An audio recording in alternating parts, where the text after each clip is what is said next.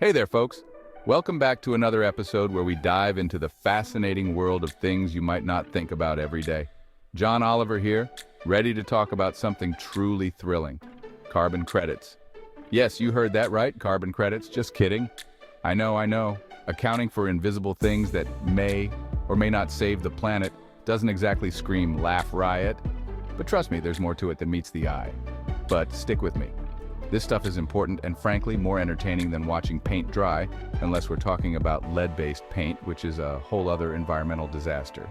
You see, carbon credits are part of a larger effort to combat climate change.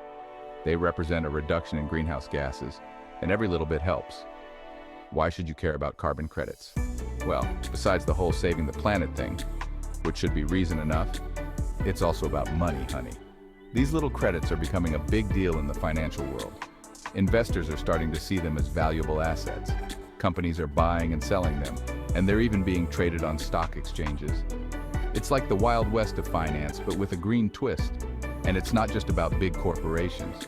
Small businesses and even individuals can get involved. Imagine earning credits for installing solar panels or planting trees. So, buckle up, grab your calculators, or your abacus if you're feeling old school, and let's dive into the wacky world of carbon credit accounting. It's a journey worth taking, for both your wallet and the planet. All right, let's break this down. Imagine the atmosphere is like a giant fart cloud. Bear with me, folks. Every time we burn fossil fuels, it's like adding another tooth to that cloud. Not ideal, right? Enter carbon credits. These are like permission slips to pollute, but with a twist. Companies get a limited number of these slips. If they pollute less, they can sell their extra slips to companies that are, shall we say, a bit gassier. It's a market-based approach to reducing emissions. Think of it like trading baseball cards, but instead of Ken Griffey Jr., you're dealing in tons of carbon dioxide. Exciting, right? Almost. Now, where do these carbon credits come from? They're born in the fiery depths of... Just kidding.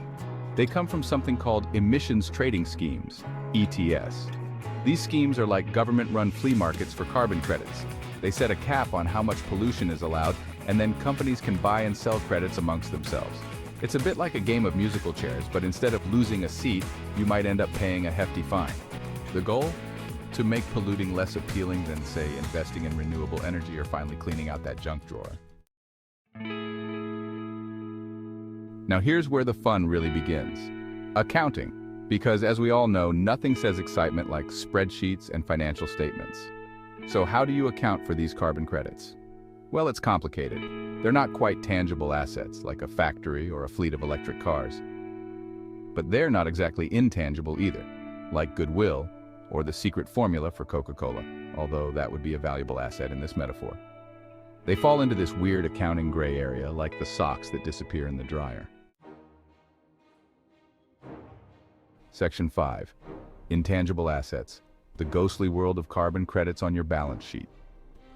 Because carbon credits are all about future economic benefits, they often get lumped in with intangible assets. Think of them like the phantom of the accounting opera, haunting your balance sheet. They're there, they have value, but you can't quite touch them. And just like a phantom, their value can fluctuate, depending on market conditions and the whims of the accounting gods. Section 6. Valuation. How much is that carbon credit in the window? Speaking of value, how do you put a price tag on something as elusive as a carbon credit? Well, it's a bit like trying to nail jelly to a wall. Don't ask why you'd want to do that. There are a bunch of different methods, from looking at market prices to complex models that would make your head spin faster than a wind turbine. The good news is, once you've figured out the value, you can record it on your balance sheet. The bad news is that value can change faster than the British weather. Section 7. Disclosure. Shining a light on your carbon footprint and hoping it's not too big. Now, because transparency is key in the world of accounting, and life for that matter, companies need to be upfront about their carbon credit dealings. This isn't just a nice to have, it's a must-have in today's eco-conscious world. This means disclosing all the juicy details in their financial statements. We're talking about the nitty-gritty, the good, the bad, and the ugly. Every carbon credit bought, every emission offset, and every green initiative taken needs to be laid out for all to see. Think of it like a confessional booth for corporations, where they have to come clean about their environmental sins, and hopefully their efforts to atone for them. It's a chance for companies to show they're not just paying lip service to sustainability, but are genuinely committed to making a difference. Investors and stakeholders want to know if a company is a carbon-cutting hero or a climate villain. They are increasingly putting their money where their values are, supporting businesses that align with their environmental concerns. Full disclosure helps them make informed decisions, kind of like choosing between a gas-guzzling SUV and an electric car. Hint, the planet prefers the latter. By being transparent, companies can build trust and loyalty among their stakeholders, showing that they are not just in it for the profit, but also for the planet. So, the next time you look at a company's financial report, remember, it's not just about the numbers. It's about the story those numbers tell about our planet's future. Section 8. The wild world of carbon credit risks. Hold on to your hats and your wallets. But wait, there's more. Just like a roller coaster ride, the world of carbon credits comes with its fair share of risks. Prices can be volatile, regulations can change on a dime, and there's always the risk of fraud and scams. Because where there's money, there are always people looking to make a quick buck, even if it means sacrificing the planet. Companies need to be aware of these risks and account for them accordingly. It's like wearing a raincoat in a downpour. You might get a little damp, but at least you won't be completely soaked. Section 9. The future of carbon accounting. What's next? More spreadsheets? So what does the future hold for carbon accounting? Will we all be drowning in a sea of spreadsheets? Will carbon credits become the new Bitcoin? Only time will tell. But one thing's for sure. As the world grapples with climate change, the role of accounting and measuring and managing emissions will only become more important. So, sharpen your pencils, folks, and get ready for a wild ride. Section 10. In conclusion, carbon credits, accounting, and the pursuit of a greener planet, and maybe some profits too. Well, there you have it, folks. A whirlwind tour of the wacky world of carbon credit accounting. It's been quite a journey, hasn't it? From the origins of carbon credits to their current role in global environmental strategies, we've seen how these financial instruments are shaping the future. We've covered everything from the basics of carbon credits, like what they are and how they work, to the more intricate details of their valuation and disclosure.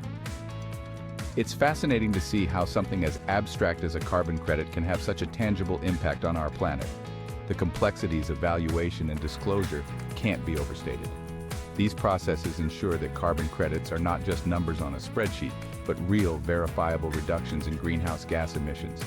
It's a meticulous task that requires precision and transparency. It's a lot to take in, but the main takeaway is this. Carbon credits are becoming an increasingly important part of the fight against climate change. They incentivize companies to reduce their carbon footprint and invest in sustainable practices. And accounting plays a crucial role in making sure these schemes are transparent, accountable, and ultimately effective. Without proper accounting, the entire system could fall apart, leading to mistrust and inefficiency. So, the next time you hear someone say carbon credits, don't just yawn and reach for the remote. Instead, think about the intricate web of policies, accounting practices, and environmental strategies that make this system work. Instead, impress them with your newfound knowledge of this fascinating and rapidly evolving field. Share with them how carbon credits are not just a financial tool, but a crucial part of our global effort to combat climate change. You might even inspire them to join the fight for a greener planet, one carbon credit at a time. Whether it's through personal actions or corporate strategies, every effort counts. Together, we can make a significant impact on our environment and ensure a sustainable future for generations to come.